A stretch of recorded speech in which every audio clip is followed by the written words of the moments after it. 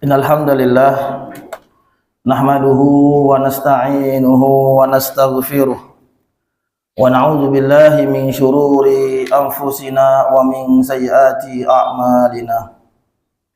Man yahdihillahu fala mudhillalah wa man yudlilhu fala hadiyalah.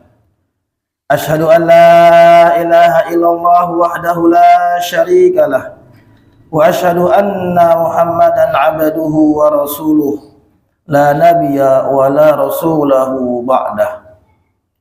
Allahumma salli wa sallim ala sayyidina Muhammadin wa ala alihi wa sahbihi wa mawalah wa man tabi'ahum bi ihsanin ila yaumil qiyamah, amma ba'd.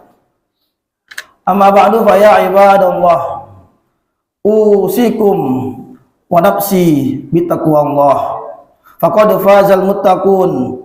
Qala Allah Ta'ala fil Qur'anil Karim ba'da a'udzu billahi minasy syaithanir rajim.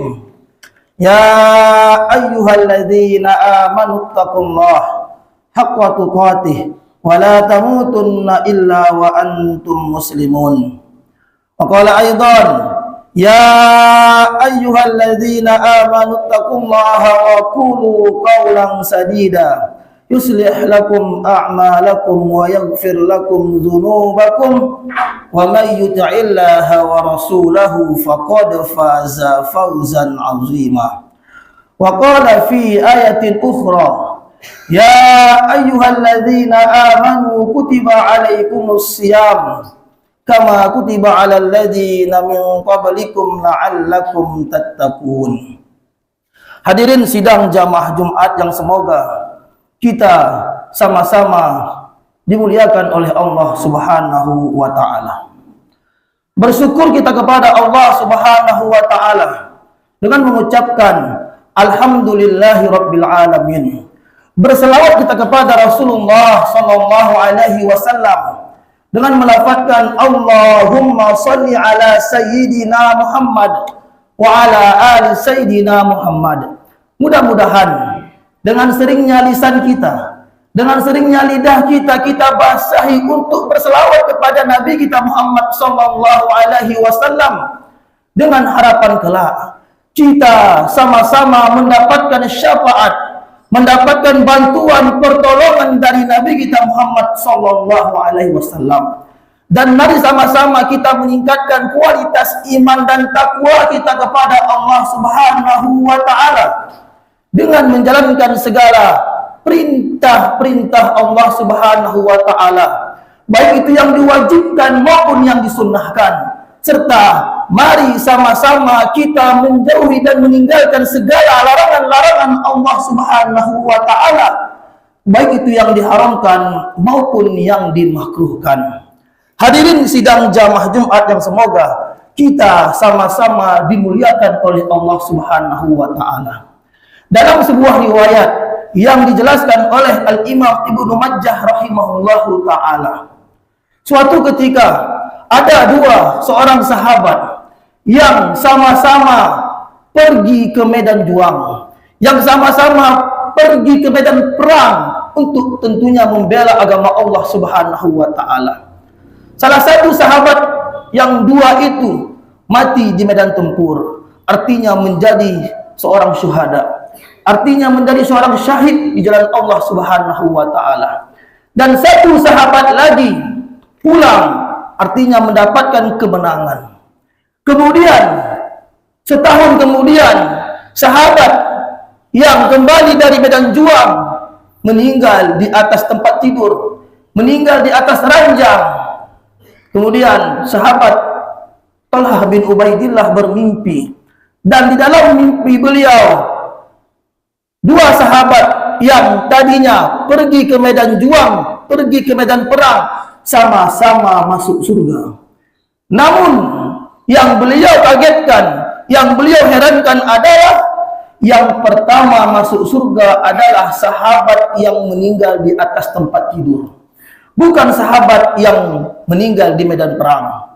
Kemudian dari mimpi ini sahabat Talhah bin Ubaidillah melaporkan, mengadukan kepada Rasulullah sallallahu alaihi wasallam, "Ya Rasulullah, saya bermimpi." Dia ceritakanlah mimpinya tersebut. Kemudian Nabi mengatakan, betul bahwasanya yang pertama masuk surga dari sahabat yang kedua itu adalah sahabat yang meninggal di atas tempat tidur. Kenapa? Apa kata Rasulullah? Bukankah sahabat tersebut dia bertemu dengan bulan Ramadan, dan di dalam bulan Ramadan tersebut dosanya telah diampunkan oleh Allah Subhanahu wa taala. Hadirin sidang jamaah Jumat yang semoga kita sama-sama dimuliakan oleh Allah Subhanahu wa taala. Tidak terasa hari ini kita sudah berada di penghujung bulan Sya'ban. Insya Allah besok kita sudah mulai masuk bulan Ramadan. Artinya besok kita sudah mulai wajib untuk melaksanakan ibadah puasa. Bulan Ramadan adalah bulan yang sangat mulia, Syahrul Karim. Bulan Ramadan adalah bulan yang sangat agung, Syahrul Azim. Bulan Ramadan adalah juga bulan yang mana di dalamnya kita dapat menebus dosa-dosa kita. Kita dapat menebus, menghapuskan dosa-dosa kita. Sebagaimana kita ketahui bahwasanya kita sebagai manusia al-insan mahal khata' wa nisyan. Manusia tempatnya salah dan lupa. Semua kita pasti pernah melakukan dosa. Semua kita pasti pernah melakukan kesalahan-kesalahan. Semua kita pasti pernah melakukan kekhilafan-kekhilafan. Bahkan ketika kita berani mengatakan diri kita tak berdosa, maka kata ulama itulah dosa kita yang pertama. Dosa berani mengatakan diri tak berdosa. Salah berani mengatakan diri tak pernah berbuat salah. Maka oleh karena itu, di bulan Ramadan tahun ini, inilah momentum bagi kita. Inilah kesempatan bagi kita untuk menebus dosa-dosa kita, untuk menghapuskan dosa-dosa kita. Karena kata para ulama kita, bulan Ramadan adalah bulan yang mana 24 jam itu doa mustajab, doa kita dikabulkan oleh Allah Subhanahu wa taala. Berbeda mungkin dengan bulan-bulan yang lainnya. Bulan-bulan yang lainnya ada tempat-tempat tertentu, ada waktu-waktu tertentu, katakanlah sepertiga malam, katakanlah di antara azan dan qomat. Tapi bulan Ramadan dalam 24 jam itu, semua doa-doa kita mustajab, semua doa-doa insya Allah dikabulkan oleh Allah Subhanahu wa taala. Makanya Rasulullah sallallahu alaihi wasallam masoma Ramadan dan puasa. Siapa yang puasa penuh keimanan dan mengharapkan ridha Allah, ghufira lahu ma taqaddama min dzambi. Ini siang harinya kita berpuasa. Dari kapan kita puasa? Makanya kata para ulama kita, makna dari puasa itu secara bahasa adalah al-imsak. Apa itu imsak? Menahan. Kemudian secara istilah al-imsaku 'anil mufattirati min tulu'il fajri ila ghurubi syamsi niyati. Puasa adalah menahan dari terbitnya fajar, katakanlah azan subuh, ila ghurubi syamsi, sampai terbenamnya matahari, sampai maghrib, ma'an niyati, beserta niat. Karena puasa wajib, kita harus memasang niat. Ketika kita tidak memasang niat, maka puasa kita adalah arkanul minal-rum, salah satu rukun berpuasa. Beda dengan sunnah. Kalau sunnah boleh berniat, artinya apa malamnya tidak ada niat sunnah, esoknya Senin tiba kita paginya menyatakan diri kita berpuasa, maka tentu puasa kita sah-sah saja. Sebagaimana ini pernah dilakukan oleh Rasulullah sallallahu alaihi wasallam. Mohon maaf ketika Rasulullah membuka meja makannya dan hari itu makannya belum disediakan oleh para istrinya, dan Rasulullah mengatakan dia berpuasa. Ini kalau puasa sunnah, tapi puasa wajib kita harus memasang niat. Dan kita berpuasa dari subuh menjelang maghrib, ini doa kita semua mustajab, insya Allah dikabulkan oleh Allah Subhanahu wa taala. Dan di hadisnya kata Rasulullah sallallahu alaihi wasallam,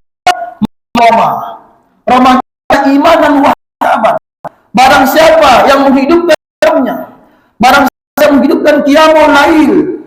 siapa yang sholat pada malam itu, barang siapa yang tilawatul Quran, membaca Al-Quran malam itu, barang siapa yang ibadah amal soleh pada malam itu, ghufira lahu ma taqaddama min dzambi, maka dosa-dosanya diampunkan yang telah lalu. Walaupun kata para ulama kita, dosa di sini adalah dosa kecil, namun kita tidak boleh meremehkan dosa kecil. Kita tidak boleh menyepelekan dosa kecil, karena dosa kecil ketika kita lakukan secara terus-menerus maka tentu menjadi dosa besar.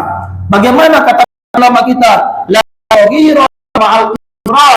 Tidak ada dosa kecil ketika dosa itu dilakukan secara kontinu, secara konsisten, secara terus.